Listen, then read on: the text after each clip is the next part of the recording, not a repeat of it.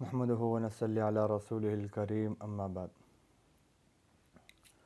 سوال یہ ہے کہ صدقہ فطر کن لوگوں پر واجب ہوتا ہے اور صدقہ فطر کے وجوب کا نصاب کیا ہے؟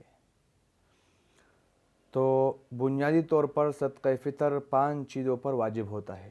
نمبر 1 سونا، نمبر 2 چاندی، نمبر 3 سامان تجارت، نمبر 4 رقم، نمبر 5 ضرورت سے زائد سامان۔ ابھی یہ 5 چیزیں ہوئی۔ ابھی ان 5 چیزوں کو ملا کر، مثال کے طور پر سونا اور چاندی کو ملا کر یا سامان تجارت کو ملا کر، رقم یعنی نقدی جو پیسے ہیں ان کو ملا کر، اسی طرح جو ہے ضرورت سے زائد سامان، ان سب کو ملا کر اگر ان سب کی مالیت جو ہے وہ 52.5 تولہ چاندی تک پہنچتی ہے تو ایسی صورت میں صدقہ فطر جو ہے وہ واجب ہو جائے گا۔ اب سوال یہ ہے کہ یہ سامان ضرورت سے زائد سامان کیا چیز ہے؟ ضرورت سے زائد جو چیزیں ہیں اس میں کیا کیا داخل ہیں؟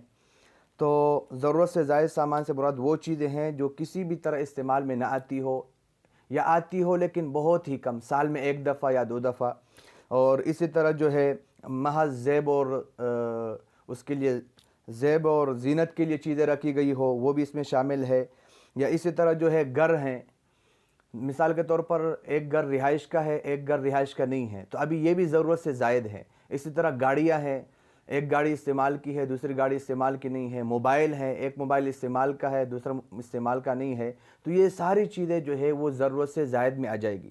تو ان چیزوں کو بھی ساتھ میں ملانا پڑے گا، یہ جو ضرورت سے زائد چیزیں ہم نے گنوائی۔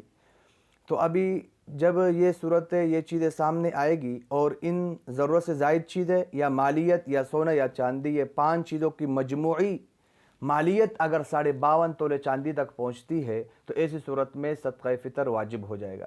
اب سوال یہ ہے کہ 52.5 تولے چاندی کی مالیت کیا ہے آج کل؟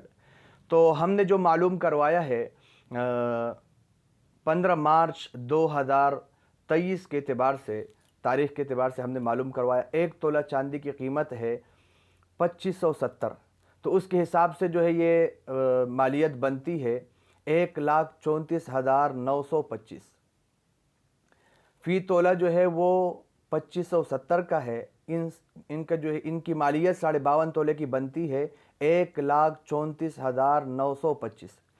ابھی یہ 5 چیزیں ہم ملائیں گے، سونا چاندی چاہے کم کیوں نہ ہو، مثال سونا 1 تولہ ہے یا جو ہے چاندی 2 تولہ ہے، اس طرح رقم ہے، ضرورت سے زائد سامان ہے، سامان تجارت ہے، ان سب کو ہم ملائیں گے اور اگر ان کی مالیت 1,34,925 روپے تک پہنچتی ہے تو صدقہ فطر جو ہے وہ واجب ہو جائے گا۔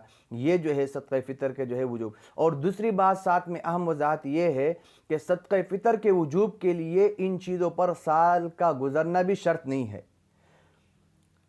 سال کا گزرنا شرط نہیں ہے۔ وجوب کب ہوگا؟ جب ایک آدمی عید کی جو رات ہے، عید کی رات یعنی صبح صادق کے وقت ان چیزوں کی اور اتنی مالیت کا وہ مالک ہوا تو اس پر صدقہ فطر جو ہے وہ واجب ہو جائے گا۔ وآخر الدعوانا الحمدللہ۔